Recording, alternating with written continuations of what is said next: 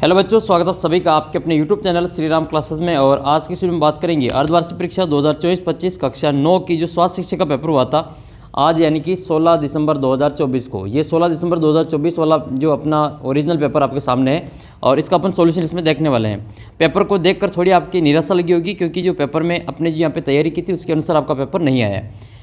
मैं आपको बता दूं कि ये जो पेपर है वो आउट ऑफ सिलेबस है, क्योंकि आपको मैं पूरा जो बता दूं कि ये न तो पेपर ये आपके ब्लूप्रिंट पे आधारित है, न ही आपके जो सिलेबस दिया गया है अर्धवार्षिक का उसके अनुसार है।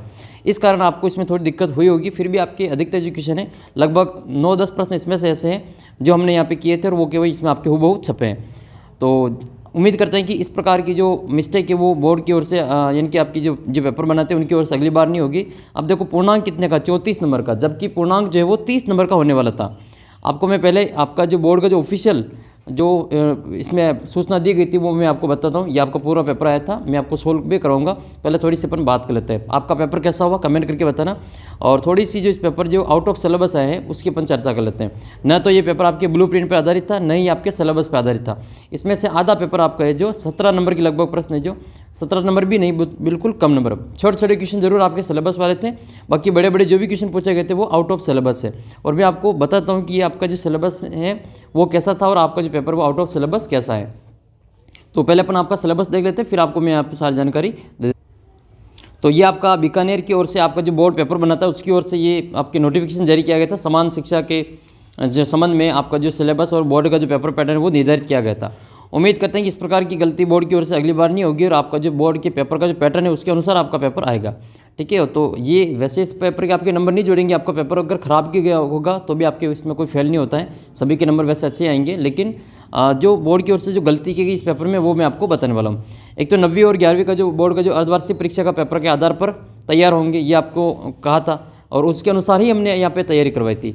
तो ये आपका जो इसका पेपर पैटर्न है मैं आपको बताता हूँ किस प्रकार का ये था। ये देखो, ये आपका बोर्ड की ओर से जारी किया गया था कि 3.25 घंटे का आपका पेपर होगा। मैंने भी आपको यहाँ पे समझाया कि 3.25 घंटे का आपका पेपर होगा और पूर्णांक जो होगा वो आपके 30 नंबर का होगा। कितने नंबर का होगा? 30 नंबर का। अब आपके पूर्णांक आया 34 नंबर का। अब ऐसा क्वेश्चन था पूर्णांक, ये 35 होता तो हम समझते हैं इसको, 34 नंबर का आपके पूर्णांक आया है।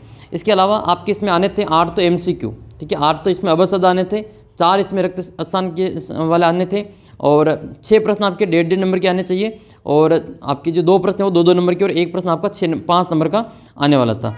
इस प्रकार से आपके जो पूरा ब्लूप्रिंट के आधार पर ये पेपर होना था, लेकिन ये पेपर बिल्कुल आउट ऑफ सिलेबस है और आपके बिल्कुल पेपर के पैटर्न के अकॉर्डिंग नहीं है। इसका मुझे भी दुख है और इस प्रकार की जानकारी आपको यहाँ पे मैं बता दूँ कि आपके जो अर्धवार्षिक परीक्षा है उसके सिलेबस में केवल आपके 4 ही पार्ट थे। कौन कौन से थे? एक तो आपके पार्ट नंबर पहला था, एक आपके पार्ट नंबर दूसरा था, फिर आपके पार्ट नंबर तीसरा जिसका हमने उस किताब में जो ये 5वां पार्ट है और इसमें ये स्वास्थ्य पर्यावरण वाला 6ठा पार्ट है। तो ये केवल ये 4 ही पार्ट थे इसमें आपके, जबकि पेपर जो बन गया आपका ये 5वें और 6ठे पार्ट से। अब 5वां और 6ठा पार्ट ये संतुलित भोजन वाला ये अपने पार्ट है ही नहीं इसमें अर्धवार्षिक में।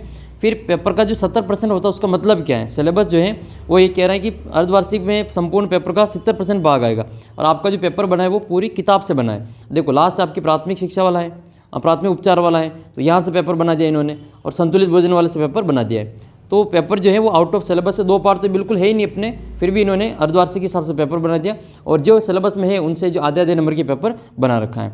तो उम्मीद करेंगे कि इस प्रकार की गलती बोर्ड की ओर से आगे के पेपर में नहीं होगी। और जिन जिन प्रश्नों में आपका जो ये आउट ऑफ सिलेबस है मैं आपको बताऊंगा कि कौन कौन से प्रश्न आउट ऑफ सिलेबस है।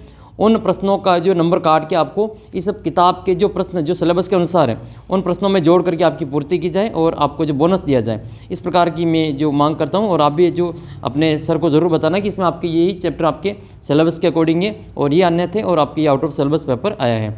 अब मैं आपको पूरा जो पेपर है वो उसको सोल्व करके बताता हूँ। तो पहला प्रश्न अपन देख लेते हैं। इसमें क्वेश्चन नंबर 1 है कि कल्पना लोक में उड़ान किस अवस्था की सूचक है। ये तो आना ही था वैसे, लेकिन दुख इस बात का है कि ये देखो क्वेश्चन 1 लाइनर में दे दें, जबकि 1 लाइनर के तो आपके जो 6 प्रश्न आने थे वो 1.5 नंबर में, तो वो तो अपने आई नहीं इसमें।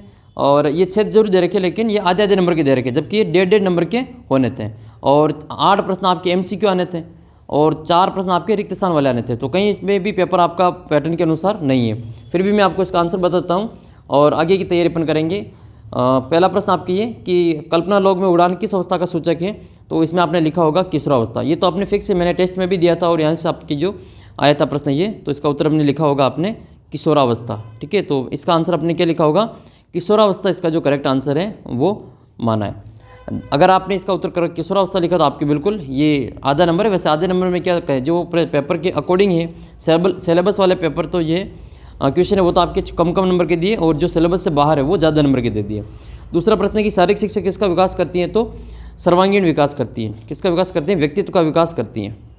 सर्वांगीण, व्यक्तित्व का सर्वांगीण विकास, व्यक्तित्व का सर्वांगीण विकास करती है। इसमें आपको लिखना था व्यक्तित्व का सर्वांगीण विकास करती है। अगला प्रश्न भी मैंने आपको बताया था कि किस प्रकार के प्रदूषण से श्वसन संबंधी रोग हो जाते हैं, तो इसका जो करेक्ट आंसर है वो क्या होगा, इसमें श्वसन संबंधी जो रोग होते हैं उनका नाम है अपने वायु प्रदूषण। ठीक है, श्वसन संबंधी रोग आपके वायु प्रदूषण से होते हैं, तो इसका उत्तर क्या करना था, वायु प्रदूषण। तो तीसरे का जो उत्तर है वो अपने वायु प्रदूषण है। अगले प्रश्न की ओर बढ़ते हैं। वसा के प्रमुख, अच्छा ये प्रश्न छूट गया है, किसे जीवन का सूत्र माना गया है, तो इसमें आपने आंसर लिख दिया होगा जल। देखो अब तक तो ये चारों प्रश्न आपके सिलेबस के अकॉर्डिंग ही है, लेकिन ये पांचवा प्रश्न आपके आउट ऑफ सिलेबस है। ये वसा के प्रमुख स्रोत ये अपने सिलेबस में है ही नहीं, फिर भी दे दिया तो अपन लिख लेते हैं। वैसे भी वसा के स्रोत आपने लिखा होगा और आपको नंबर मिल जाएंगे वैसे इसमें। तो बताते हैं आपको वसा के स्रोत कौन कौन। तो ये है वसा के स्रोत, वैसे ये अपने सिलेबस में है नहीं फिर भी दिया है तो आपको बता देते हैं। वसा के जो प्रमुख स्रोत है वो दूध है, घी है, मक्खन है, मांस, अंडे की जर्दी, सूअर की चर्बी, मछली का तेल, मूंगफली, नारियल, सरसों, तिल्ली, सूखे मेवे, बादाम, सोयाबीन, अखरोट, पिस्ता आदि से प्राप्त होता है। ये जो वसा के प्रमुख स्रोत। अगला जो क्वेश्चन है वो अपने पढ़ाए हुई है और उसी में से सिलेबस का है ये, तो ये तो ठीक है। फिर भी देख लेते हैं अगला क्वेश्चन। ये क्वेश्चन नंबर 6 है। क्वेश्चन नंबर 6 जो है वो जीवनदायिनी गैस का है। तो जीवनदायिनी गैस किसको कहा जाता है, ऑक्सीजन को कहा जाता है। तो इसका उत्तर अपन क्या करेंगे, ऑक्सीजन करेंगे। देखो ये 6 में से 5 प्रश्न बिल्कुल आपके सिलेबस के अकॉर्डिंग है। ये जो 5वां प्रश्न है वो आउट ऑफ सिलेबस है, तो इसका आपको नंबर मिलेगा।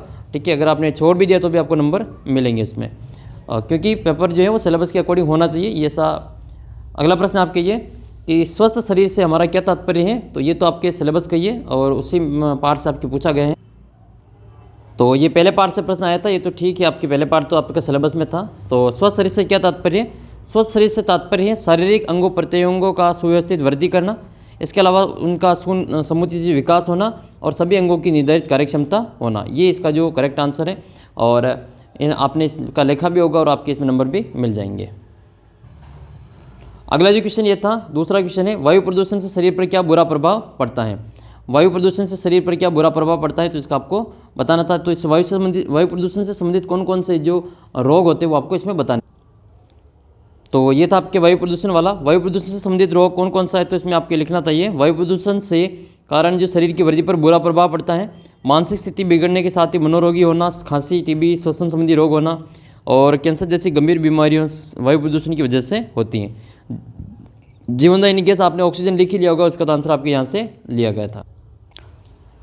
अगला प्रश्न जो है वो तीसरा प्रश्न ये आपके आउट ऑफ सिलेबस है। तीसरा प्रश्न भी आउट ऑफ सिलेबस है, चौथा भी आउट ऑफ सिलेबस है और पांचवा भी आउट ऑफ सिलेबस है, छठा भी आउट ऑफ सिलेबस है, सातवां, आठवां, ये सारे प्रश्न आपके सिलेबस में है ही नहीं, अर्धवार्षिक के सिलेबस में, क्योंकि 70% के सिलेबस में ये आपके अकॉर्डिंग में है ही नहीं। जो आपकी PDF दी थी उसमें ये आप नहीं दे रखे हैं। फिर भी अपन देख लेते हैं इसका आंसर, क्योंकि ये बड़े बड़े क्वेश्चन है और वो आपके आउट ऑफ सिलेबस दिए हैं। पोषक तत्वों का महत्व बताइए। पोषक तत्व जो संतुलित भोजन करते हैं वो संतुलित भोजन में सभी प्रकार के पोषक तत्व उपस्थित होते हैं, उसका क्या महत्व है, तो हमारे जीवन में आहार का बहुत महत्व है। भोजन से हमें शक्ति ऊर्जा प्राप्त होती है और शरीर की गर्मी बनाए रखने का कार्य करती हैं। भोजन से शरीर की वृद्धि और विकास होता है और विभिन्न कोषों और तंतुओं से टूट फूट की मरम्मत भोजन से ही हो जाती है। इसलिए संतुलित और पौष्टिक आहार लेना बहुत आवश्यक है। पौष्टिक आहार है जो प्रोटीन, कार्बोहाइड्रेट, वसा, खनिज लवण, विटामिन, जल आदि आवश्यक तत्व होते हैं। संतुलित आहार से हमारे शरीर की शारीरिक स्फूर्ति, कार्यक्षमता का संचार होता है और यदि हम संतुलित भोजन लेंगे तो हमारा शरीर हष्ट-पुष्ट होगा और ये इसका जो महत्व है उस प्रकार से रहेगा। शरीर की सभी क्रियाओं के लिए आवश्यक ऊर्जा प्रदान करना, शरीर को रोगों से, कीटाणु की लड़ने की शक्ति प्रदान करता है। आहार जो होता है वो शरीर की वृद्धि विकास में सहायता करता है, शरीर की जो टूट फूट होती है उसकी मरम्मत में सहायता करता है, विभिन्न प्रक्रियाओं को नियंत्रित करता है और शरीर में जल की मात्रा संतुलित करता है तथा जल की सहायता से पसीना, मलमूत्र आदि जो निरर्थक पदार्थ होते हैं उनको शरीर से बाहर निकालते हैं। अगला जो प्रश्न था आपकी कि ये प्राथमिक चिकित्सा क्या है, अवधारणा स्पष्ट की। तो ये है आपके 8वें पार्ट का प्राथमिक चिकित्सा की उपचार एवं इसका अवधारणा।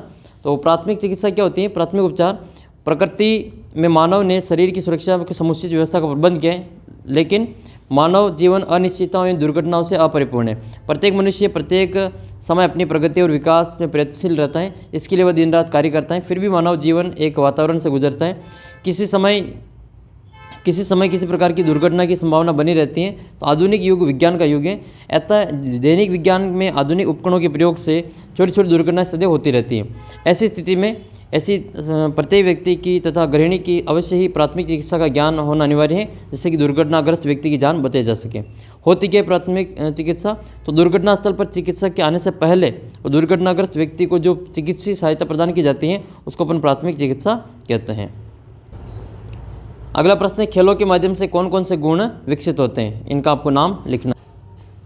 तो ये इस पार्ट से दिया था प्रश्न, यहाँ से खेलों के माध्यम से कौन कौन से गुण विकसित होते हैं। आइए देख लेते हैं खेलों के द्वारा जो कौन कौन से गुण विकसित होते हैं। तो खेलों के माध्यम से कौन कौन से गुण विकसित होते हैं, ये आपके केवल छोटा सा इसमें दे रखा है कि खेलों के माध्यम से जो छोटे छोटे खेलों के माध्यम से जो अनेक गुण विकसित होते हैं, जैसे साहस और धैर्य, बस इतना सा दे रखा है। बाकी और इसमें कुछ भी नहीं दे रखा है। बाकी इस पूरे पार्ट में ऐसी कई चीज़ देनी रखी। तो आपने इसमें लिखा होगा अनुशासन होते हैं, शरीर स्वस्थ रहता है, बाकी सभी जो इसमें नेतृत्व का गुण विकसित होता है, ऐसी बातें आपने इसमें लिखी होगी। अगला प्रश्न है, मूर्छा या बेहोशी आने पर किन्हीं 4 उपचारों को लिखना है। बेहोशी होने पर क्या 4 प्राथमिक उपचार करेंगे वो। तो ये है मूर्छा या होना या फिर बेहोश होना। तो मूर्छा, ये इसमें क्या होता है, कभी कभी शारीरिक और मानसिक उत्तेजना की स्थिति होने के कारण बेहोश या मूर्छित हो जाते हैं। इसके अनेक कारण हैं, अत्यधिक भय, दुख, प्रशंसा, हृदय रोग, अल्पता, अत्यधिक थकान, भय, अत्यधिक गर्मी। मूर्छा बेहोशी के लक्षण क्या है? चेहरे पर पीला पड़ना, बेचैनी का अनुभव होना, चक्कर आना, शारीरिक शिथिलता, श्वास की गति मंद होना, घबराहट होना। क्या क्या इसके प्राथमिक उपचार है? तो ये आपके रक्तस्राव के यदि कारण हो रहा है तो सर्वप्रथम रक्त के बहने को रोका जाना चाहिए। रोगी के खुले हवादार शांत स्थान पर ले जाना चाहिए। लोगों के आसपास की भीड़ लगी हो तो उसे हटा देना चाहिए। रोगी के मुंह पर ठंडे पानी की छींटे मारना चाहिए, जिससे कि और पीने का पानी जिससे ठंडा पानी देना चाहिए। अगला प्रश्न आपका ये कि भोजन संबंधी आपको अच्छी आदतों का उल्लेख करना है। भोजन संबंधी अच्छी आदतों का उल्लेख कीजिए। तो ये है भोजन संबंधी अच्छी आदतें। पहला तो ये है कि आहार लेने से पूर्व हाथ पैर मुंह साफ धोने चाहिए और भोजन निश्चित समय पर हल्का और ताज़ा करना चाहिए। भोजन अच्छी तरह से चबा चबा कर करना चाहिए। वैसे तो ये बातें हमने की थी उस प्रश्न में, लेकिन फिर भी आपको और भी ध्यान, इसमें ये आउट ऑफ आपके सिलेबस ही क्वेश्चन था। अरुचिकर भोजन नहीं करना चाहिए। भूख लगने पर ही आपको भोजन करना चाहिए। इसके अलावा आपने इसमें और लिखा होगा, खुली वस्तुओं का सेवन न करें, बासी और बदबूदार वस्तुओं का सेवन न करें। भोजन के साथ टमाटर, मूली, गाजर आदि फल का प्रयोग अवश्य करना चाहिए। भोजन करते समय क्रोध, चिंता आदि का न करना चाहिए। सदैव प्रसन्नचित्त होकर ही भोजन करना चाहिए। वातावरण मधुर और शांत और प्रसन्नतापूर्वक होना चाहिए। इसके अलावा भोजन के बीच में पानी का सेवन कम करें। भोजन के 1 घंटे बाद ही पानी पिए ताकि पाचन सहायता मिल सके। इसके अलावा भोजन में अधिक मिर्च मसाले का प्रयोग नहीं करना चाहिए। रात्रि का भोजन सोने से 2 घंटे पहले करना चाहिए और पानी पी सकें। भोजन के तुरंत बाद कठोर शारीरिक और मानसिक परिश्रम नहीं करना चाहिए और आहार शरीर की आवश्यकता के अनुसार ही लेना चाहिए। ये प्रमुख इसमें नियम है। इसमें से आपने 4-5 लिखे होंगे, आपको नंबर मिल जाएंगे इसमें। अगला प्रश्न है, वृक्षासन से क्या क्या लाभ है? तो ये भी क्वेश्चन आपका आउट ऑफ सिलेबस है, फिर भी आंसर देख लेते हैं। आइए इसका। तो ये है अपना वृक्षासन। वृक्षासन से क्या क्या लाभ है? तो वृक्षासन से देखो, वृक्ष का मतलब होता है पेड़। इस आसन के अभ्यास से अंतिम अवस्था तक शरीर की स्थिति में एक पेड़ के आकार की जैसे बनती है और इसी नाम से इसको वृक्षासन नाम दिया गया है। इसके लाभ क्या क्या हैं? तो आइए लाभ भी इसके देख लेते हैं। देखो लाभ ये, एक तो इससे वृक्षासन करने से तंत्रिका संबंधी जो स्नायु वो बेहतर होता है, शरीर को संतुलन बनता है, सहनशीलता बढ़ती है, जागरूकता बढ़ती है, मांसपेशियों की गठिलता बनती है, लिंगामेंट का जो कायाकल्प वो भी होता है। तो ये इसके 2 प्रमुख लाभ हैं।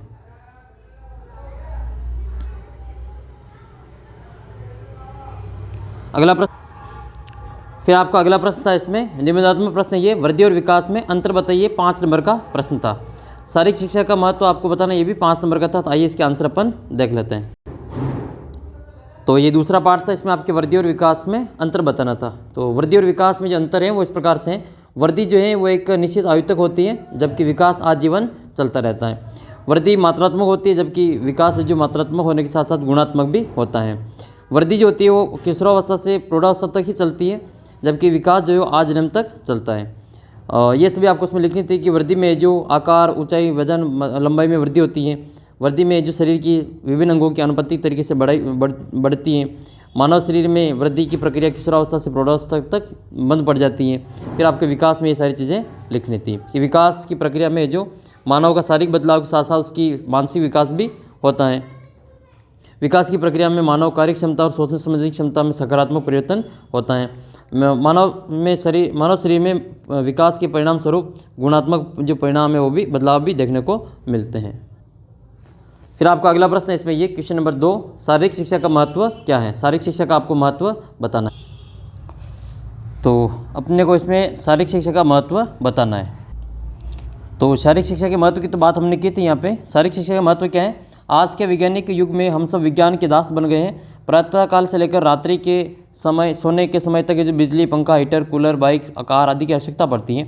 इन सभी यंत्रों पर आश्रित रहकर हमें जो सुख अनुभव करते हैं, लेकिन ये सब यंत्र हमारे शरीर के लिए लाभकारी नहीं है। हमारा इनका उपयोग हम प्रकृति से दूर होता जा रहा है। और अरस्तु ने कहा था कि स्वस्थ शरीर में स्वस्थ मस्तिष्क स्वस्थ शरीर में ही निवास करता है। आज शिक्षा शास्त्री के इस कथन को मानने के लिए बाध्य है। अच्छा, मनुष्य शरीर से हष्टपुष्ट, बुद्धि से प्रखर, संवेगात्मक दृष्टि से संतुलित और समाज में सुव्यवस्थित होता है। इसलिए आज सभी ने शारीरिक शिक्षा के महत्व को स्वीकार किया है और शिक्षा का अभिन्न अंग माना है। अगला प्रश्न है, ये भी आपके आउट ऑफ सिलेबस है। देखो प्रश्न संख्या 3, 4 और 5 ये आपके आउट ऑफ सिलेबस है। या तो बोर्ड के जो अधिकारी थे उन्होंने अपना जो पेपर का जो ब्लूप्रिंट जारी किया था वो सही से जारी नहीं किया है। उन्होंने केवल पहला पार्ट, दूसरा पार्ट और 5वां और 6ठा पार्ट ही दिया। या फिर इनको देना चाहिए कि पूरी किताब में जो पार्ट सिलेबस के अकॉर्डिंग है उनका यहाँ पे नाम देके उनका बंटवारा भी सही करना चाहिए। पेपर का जो अंक दिया उन्होंने दिया कि 30 नंबर का पेपर आएगा और 21 प्रश्न पूछे जाएंगे। तो इस प्रकार से इन्होंने जो गड़बड़ी की इसमें, तो इसका जो बोनस सभी विद्यार्थियों को मिलना चाहिए। मैं ऐसी सभी से सरकार से और अपने जो बोर्ड के जितने भी बड़े अधिकारी हैं उनसे मांग करता हूँ कि सभी बच्चों को इस प्रकार से जो आउट ऑफ सिलेबस है उनका बोनस मिलना चाहिए। वैसे आपका पेपर अगर ख़राब भी गया होगा तो उसमें कोई फेल नहीं होता, इसके नंबर जुड़ते भी नहीं है, तो इतना कोई टेंशन लेना नहीं। अपने तो मेन सब्जेक्ट है उनकी आपको तैयारी करनी है। उनके पेपर आउट ऑफ सिलेबस नहीं होंगे क्योंकि वो जो पेपर है ये इसकी तो किताब भी नहीं है। अब सबसे बड़ी बात तो ये कि इसकी तो किताब भी नहीं है, बच्चे तैयारी करेंगे भी कैसे? तो कम से कम आप वो बच्चे जो जुड़े हुए कम से कम इन पार्ट से जो प्रश्न आए कम से कम आपके वो तो सही है, वो आपके गलत नहीं होंगे, क्योंकि मैंने आपको बोर्ड के अकॉर्डिंग ही यहाँ पे तैयारी करवाई थी। अब आउट ऑफ सिलेबस है उसको तो मैं भी क्या कर सकता हूँ। तो जो पेपर जो अकॉर्डिंग आएंगे क्वेश्चन उनकी तो मैं आपको पूरी तैयारी करवाऊंगा, लेकिन जो क्वेश्चन आउट ऑफ सिलेबस आ सकता है उसका मैं भी कुछ नहीं कर सकता हूँ। तो वैसे शिकायत है सभी बोर्ड के अधिकारियों से कि इस प्रकार से जो गलती अगली बार नहीं होनी चाहिए। बच्चों को काफ़ी नुकसान हुआ, तो इस प्रकार की गलतियाँ आगे नहीं होगी ऐसी उम्मीद करते हैं। और आपको भी जो अपने सर हैं उनको कहना कि ये जो प्रश्न आए थे वो आउट ऑफ सिलेबस था। तीसरा प्रश्न है, व्यायाम करते समय ध्यान देने योग्य बातें बताइए। व्यायाम करते समय कौन कौन सी बातों का ध्यान रखना चाहिए? तो ये तीसरे पार्ट से प्रश्न पूछा है, व्यायाम करते समय क्या क्या बातों का ध्यान रखना चाहिए। तो व्यायाम करने से पूर्व कक्षा का नायक लीडर चुनकर उसको कक्षा के सामने खड़ा कर देना चाहिए, जिससे अन्य विद्यार्थी उसका अनुसरण कर सकें। व्यायाम के लिए बनाई जाने वाली पंक्तियाँ प्रत्येक छात्र परस्पर दोनों हाथ का फासला बना दें।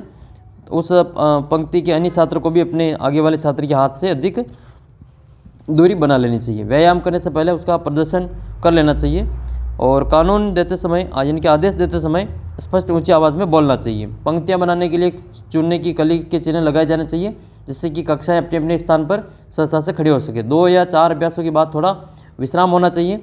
विद्यालय में सामूहिक व्यायाम का आयोजन सप्ताह में एक बार अवश्य करवाना चाहिए। इसके अलावा व्यायाम करवाते समय ढोल और माइक यथासंभव व्यवस्था की जानी चाहिए। ये सब भी जो आपके तीसरे पार्ट से ये प्रश्न था, यहाँ से इस प्रश्न को उठा के दे दिया। ठीक है, व्यायाम करते समय कौन कौन सी जो बातें इनका ध्यान रखना चाहिए, तो ये लास्ट वाला प्रश्न उठा के यहाँ से इन्होंने दे दिया। अगला प्रश्न आपका, संतुलित भोजन किसे कहते हैं, परिभाषित कीजिए। संतुलित भोजन के तत्वों का महत्व स्पष्ट कीजिए। तो आइए ये भी देख लेते हैं। 5 नंबर का आउट ऑफ सिलेबस है।